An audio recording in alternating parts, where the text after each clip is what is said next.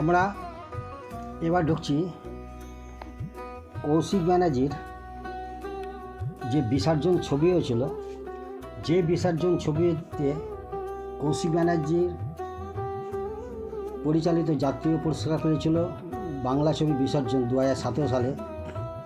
সেই বাড়িটা আমরা এখন দেখতে পাচ্ছি। বাইরে এখন লোকজন থাকে, তাই আমরা সামনের দিকে গেলাম না। আপনাদের বাড়ির কিছুটা দৃশ্য আপনাদের দেখাচ্ছি।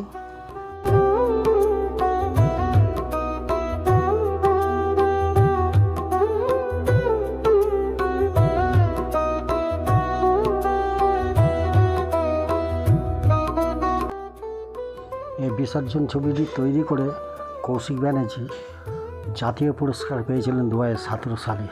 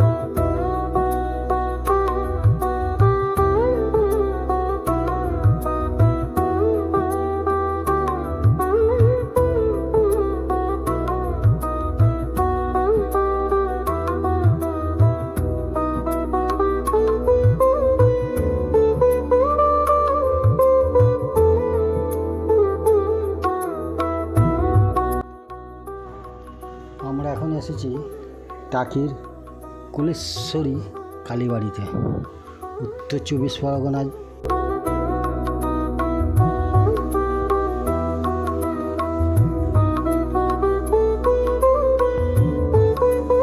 স্থানীয় জমিদার রায়চৌধুরী পরিবারের হাত ধরে কালীবাড়ি, কুলেশ্বরী কালীবাড়ি সৃষ্টি হয়। নদীর কুল ও চর থেকে দেবীর ঘর পেয়েছিল বলে এই কালীবাড়ির নাম হয় কুলেশ্বরী কালীবাড়ি। বহু বছর আগে ইছামতি নদীর চরে জেলেদের জালে বা জলে একটি সুন্দর নকশাদার পুজোর ঘট উঠে আসে।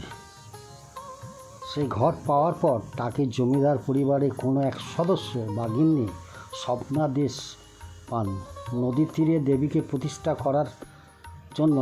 এই কালীবাড়ির নাম হয়েছিল তাকে কুলেশ্বরী কালীবাড়ির ইতিহাস। প্রথমে খড়, বিচুলি ও গোলপাতার ছাউনি দিয়ে মাটির ঘরে দেবীর ঘর স্থাপন করে পুজো শুরু হয়েছিল। পরে জমিদাররা সেখানে পাকা মন্দির করে দেন।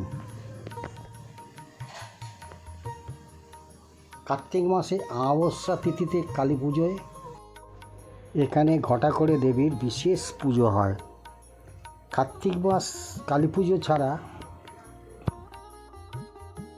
এখানে অঘ্রাণ মাসে বিশেষ ব্রত এবং নীল পুজো, গাজনের সময় বিশেষ পুজো অনুষ্ঠিত হয়। এই মন্দিরে আজও নিয়ম করে বলি প্রথার প্রচলন রয়েছে।